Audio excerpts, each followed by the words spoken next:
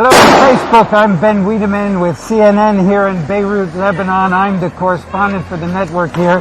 And what was going on at the moment there are violent protests on this main street of Beirut, the capital of Lebanon. This is Hamra Street, which is a major business district, which has this evening turned into a battle zone.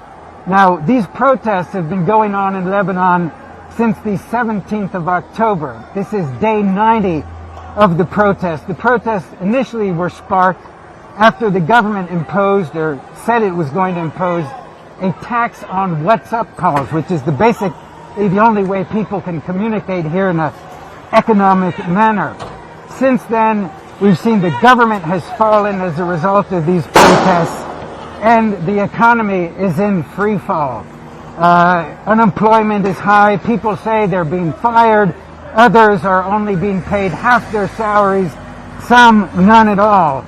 And today, this week, is what's been called the Week of Rage. There is no effective Lebanese government. As you can see, just to give you an idea what's going on here, these are garbage containers that have been lit on fire, put in the middle of the street. Now, the riot police are moving forward. What you see in front of me is a truck mounted with a multiple tear gas launcher.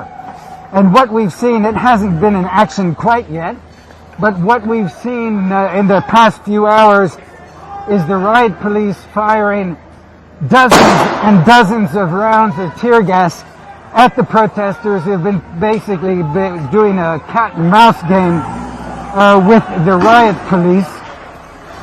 Earlier, we saw some of the protesters were using fire extinguishers and stop signs to smash the windows of the banks. The banks, of course, being the focus of the anger of many of these people. Here, what I'm hearing this captain of the riot police is saying they need more reinforcements because this is not the only place where protests are going on, although this clearly is where the most violent protests are occurring.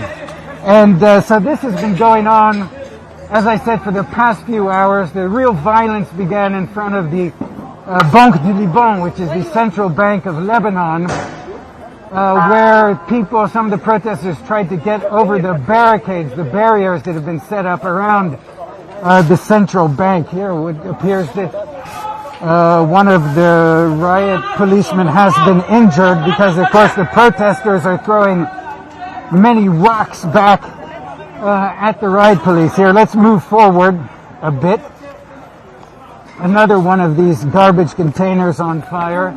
The protesters are basically on the side streets and further up the street. Now the captain is saying to his troops to move back away from the protesters.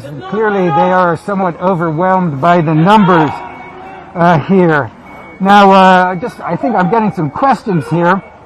Somebody's asking, why are people angry? Well, people are angry because they feel that the political system here, which is based upon a division of power according to sect among Shia Muslims, Sunni Muslims, Druze, and various groups of Christians. Lebanon has 18 recognized sects. And the problem is many of the ordinary people feel that the political elite has simply been enriching itself over all these years and doing very little to resolve the country's high unemployment, low economic growth rates. The infrastructure is in terrible shape. In Beirut, before this crisis, there were daily 3-hour power cuts. In other parts of Lebanon, as much as 14 hours a day. In recent weeks, the power cuts have increased here in Beirut to 5, 6, 7 hours sometimes a day. And of course, to make up for the lack of power, people pay more than $100 for generators. So there's lots of anger. It's simply mismanagement of this country. Let's see, where's another question? Okay, how about the tensions with U.S., Iran, and impacting Lebanon? Well, of course, Lebanon is really, like Iraq, sort of caught in this regional proxy war between the United States and Iran.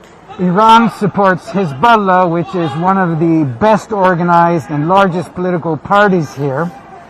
And the United States opposes it. The United States has imposed sanctions on various members of Hezbollah, various institutions, which the U.S. says is intended to put pressure on Hezbollah, but oftentimes, as is the case with sanctions, they hurt ordinary people more than those who actually have the power. So Lebanon is very much part of the proxy war that we're seeing here. Let's try to move around to another area. Okay, somebody says, what time is it here? It is 10:25 p.m. in Beirut. There is no curfew. As you can see, there's no attempt to impose a curfew because keep in mind that this is one part of Beirut. Beirut's a very big city, several million people here, and therefore you can't really impose a curfew on the entire city when the clashes are taking place in only limited areas. And somebody says, is this a central part of the city? This is one of the central parts of the city. You have various areas, but Hamra goes back many years. It was a street of cinemas and theaters and coffee shops, bars, restaurants. In Lebanon's heyday, before the outbreak on the April 13th of 1975, the Civil War, this was really the cultural heart of Beirut. Since then, of course, 15 years of civil war, economic disruption, various wars with Israel have somewhat diminished Hamra's status in the past. Now, it does appear that things have quieted down a little bit, despite that ambulance. There are protesters up this street, and up here as well. But it does appear that the rock throwing is diminished a bit.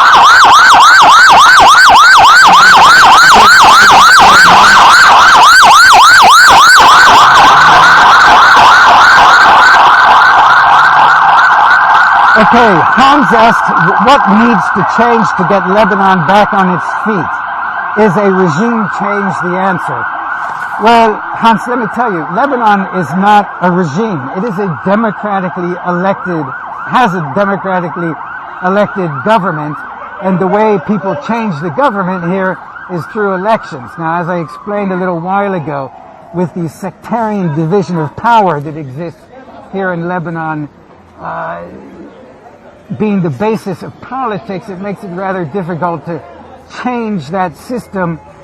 But regime change really just is not on the cards here, and nobody would like. They just want a government that is free of corruption, that serves the people rather than the politicians, and they would like a future. Many people I speak to here are trying to get out of the country because they simply see no hope for themselves or for their children. And the tragedy of Lebanon is that this is a highly educated, very sophisticated, cosmopolitan country cursed with an awful, incompetent, and corrupt government and political system. And so many people see this protest movement that's been going on now. We're on day 90. Let's go a little closer to see what's going on here. See this protest movement as really their last hope in trying to change the system for the better, because at the moment it's just not working for ordinary people.